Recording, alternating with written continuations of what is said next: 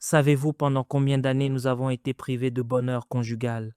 Et pendant toutes ces années, il n'y a eu aucune femme avec qui j'étais. Je n'ai pas violé mon alliance avec elle pendant 11 ans. Et j'étais absent pendant 11 ans. Avant de continuer cette vidéo, nous voulons vous dire merci de regarder nos vidéos. Si vous souhaitez soutenir cette œuvre, vous pouvez écrire au numéro qui s'affiche à l'écran. Et également, vous souvenir que nous avons notre librairie chrétienne où nous avons écrit plusieurs documents déjà aujourd'hui, parmi lesquels les généraux de Dieu. Donc, le lien dans la description de cette vidéo ou bien écrire au numéro qui s'affiche.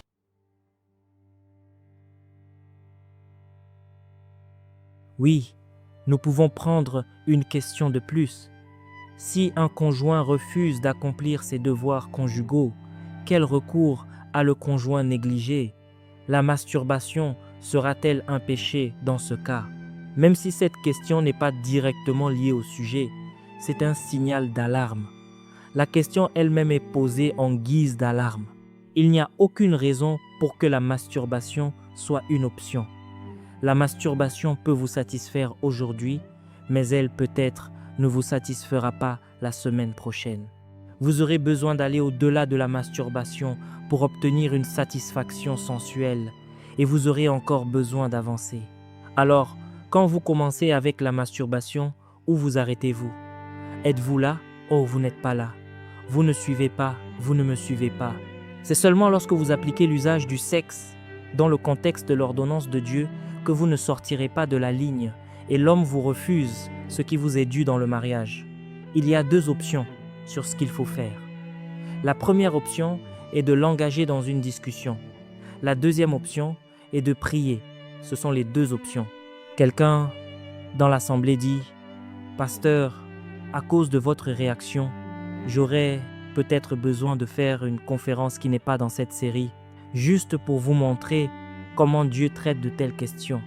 Donc, si un vote populaire exige que je fasse cet enseignement, je quitterai cette série et j'utiliserai un jour pour faire un enseignement pour vous montrer le genre de grâce que Dieu rend disponible afin de garder un tel croyant qui est démuni et donner la capacité à cette personne d'agir correctement même dans des circonstances où elle est vulnérable d'être exploitée par les idées de Satan. La Bible dit que là où le péché abonde, la grâce de Dieu surabonde. Je suis allé, j'ai été affecté à Lagos et ma femme a dû rester dans l'état de Benue comme un signe que nous n'avons pas déménagé, que nous sommes toujours intéressés par l'appel. Parce que si je l'avais emmenée à Lagos, cela aurait semblé comme si nous n'étions plus intéressés, que nous n'étions plus des missionnaires. J'ai donc dû travailler dur, garder ma femme ici comme un signe que je n'étais pas parti, parce qu'elle est mon équivalent. Alors, d'accord. Savez-vous pendant combien d'années nous avons été privés de bonheur conjugal? Et pendant toutes ces années, il n'y a eu aucune femme avec qui j'étais. Je n'ai pas violé mon alliance avec elle pendant 11 ans. Et j'étais absent pendant 11 ans. Donc, je ne vous dis pas ce que je ne sais pas. En quelque sorte, il y a une grâce dans laquelle Dieu peut vous plonger pour que vous alliez bien. Oh, vous ne me croyez pas?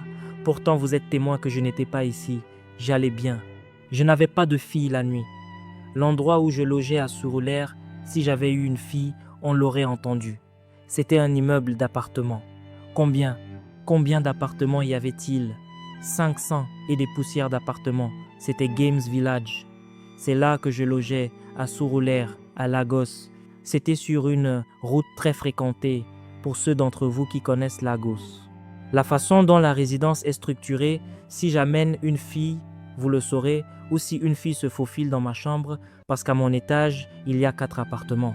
Si quelqu'un se faufile, il le saurait. Il le saurait. Vous ne pouvez rien y cacher. Il vous intéressera aussi de savoir que je ne logeais pas seul. J'avais un responsable avec moi dans l'endroit, parce que c'était ma propre stratégie pour rester en sécurité. Êtes-vous avec moi?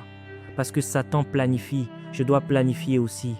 Je suis revenu sans souillure et la réponse du ciel pour cette situation a été l'augmentation de l'onction.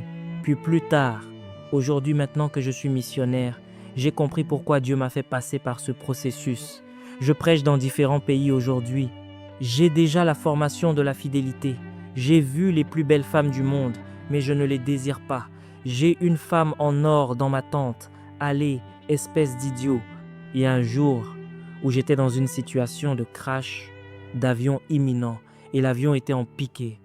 La seule chose à laquelle j'ai pensé, c'était cette femme. Que si je quitte ce monde, est-ce que ma prédication, je n'ai pas manqué ma prédication, je n'ai pas manqué mon travail, je n'ai rien manqué. La seule chose que j'aurais manqué, c'était cette femme en or, elle seule. Êtes-vous toujours avec moi? Là où le péché abonde, la grâce de Dieu surabonde. Cette situation, si vous la gérez correctement, vous y verrez une dimension de grâce que vous n'auriez jamais vue dans votre vie auparavant. Est-ce clair? Et mon désir est de marcher avec toi, mon Sauveur, dans ce saint voyage jusqu'à ce que je sois à la maison.